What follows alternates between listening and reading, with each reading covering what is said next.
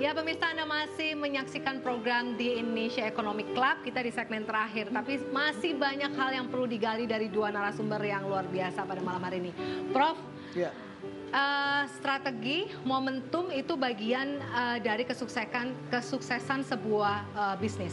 Ya, betul. Dan kata survive itu juga kayaknya berlaku di tengah pandemik ini. Semua orang ingin sukses, tapi tidak semua kesuksesan itu ada pada orang. Ya, ada orang yang berhasil karena dia tepat semuanya, elemennya pas, dan kemudian ada orang yang barangkali karena satu dan lainnya hal tidak tepat begitu. Jadi memang di masa pandemi ini kalau pemain lama bisa survive saja rasanya udah senang. Oke, Ya, Mbak Eva, Oke. boleh nggak ditunjukkan selain produk-produk yang care tadi, Ya. apa saja sih mungkin ada produk-produk yang di luar ekspektasi orang yang juga Oke. dijual di tengah pandemik. Ini bukan ibu-ibu melincah ya. bukan putus asa ya, Pop, tapi strategi untuk bertahan. Ya. Oke. Mbak Eva. Jadi waktu itu kebetulan karena aku menjual sebuah brand body care-nya, lalu ditawarin untuk menjual underwear-nya. Itu ajaib banget sih. Kayak oke, ini sale bagus tapi emang harus take all resiko kita.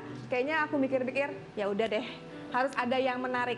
Aku ambillah itu. Jadi aku waktu itu sempat jual bra, saudara-saudara. Dan itu rebutannya udah kayak apa ya? Wah, gila banget sih, bener-bener yang kayak hitungan detik, hitungan 0,0 detik bahkan habisnya. Karena kita langsung upload, mereka langsung rebutan seperti Dan itu. sempat diomelin Oh iya, kita seluruh dicaci Indonesia ya? maki sama Oke. ibu-ibu se-Indonesia. Saya nggak kebagian, lama banget. Bukan begitu, itu stok kalian sendiri. Aku kan biasa live aja atau Instastory itu, aku liatin stok aku tuh sebanyak apa. Jadi memang bener habisnya secepat itu. Oke, kalau yang dibawa ini apa? Oke, jadi ini adalah bilik etnik. Piyama yang bisa dipakai untuk keluar. Yang Modelnya juga tie-dye tadi ya? Ya, tie-dye sih belum ada aku, masih oke. desain sendiri aja. Ini jadi macem-macem modelnya. Ini desain by bilik etnik sendiri. Ya, gitu. Lalu juga ada macam-macam sih, ada buat cewek cowok.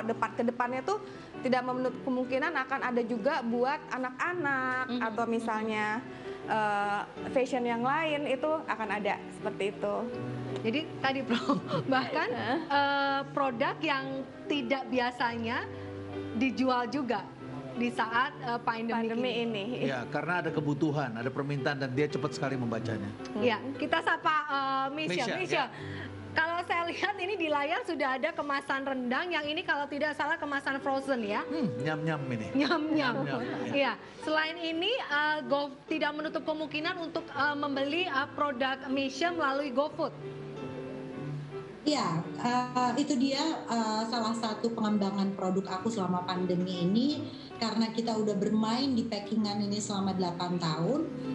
Jadi pandemi ini aku bikin serving pack atau dang bowl. Menunya itu adalah rendang di dalam bowl yang disajikan sama nasi putih dan juga telur, tapi variannya tidak sama dengan yang ada di packingan. Jadi kalau packingan itu ada daging import Australia, ada paru, jengkol, limpa, kerang, dan ayam.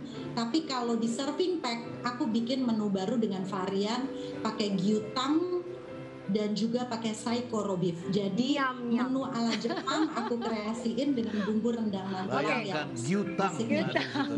Misha, ada kata yang satu kata saja atau tiga kata yang memotivasi Anda untuk bisa survive di tengah kondisi ini. 3 kata. Kreatif,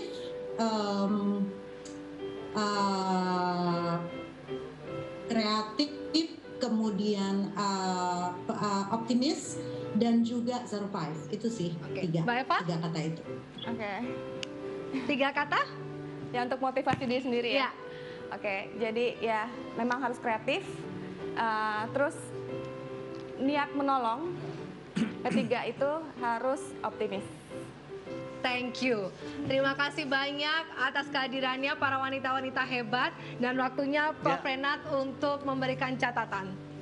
Baik, inilah catatan Renald Kasali. Bisnis itu tak selamanya lurus atau naik terus. seperti takdir alam, musim selalu berganti. Dan karenanya juga ada yang namanya bisnis musiman yang dipicu oleh kesenangan. Kesenangan itu membantu kalangan berduit untuk mengeluarkan uang asalkan ditambah sedikit narasi dan ulasan yang membuat siapapun merasa lebih beruntung, lalu bisa mendatangkan pendapatan. Dan yang namanya musiman mungkin hanya berlangsung beberapa bulan atau maksimal 2 tahun. Dulu ada batu akik, kemudian ada tanaman gelombang cinta, burung lovebird, es kepal Milo, ikan lohang yang bertahan kurang dari 2 tahun. Kini ada sepeda, ada janda bolong, dan ada aglonema. Bahkan ikan cupang dan fashion rumahan tengah mengisi musim pandemi saat kita diam di rumah. Semua punya karakter yang sama, dipicu oleh kesenangan, lalu berakhir begitu musim berlalu. Meski bukan sesuatu yang permanen, telah memberi manusia harapan untuk menyambung hidup asal memenuhi unsur 3R. Rapid atau cepat menunggangi, recover gunakan untuk menyelamatkan pendapatan yang hilang, dan revenue atau ubah kesenangan menjadi pendapatan. Lalu keluar begitu musim berlalu.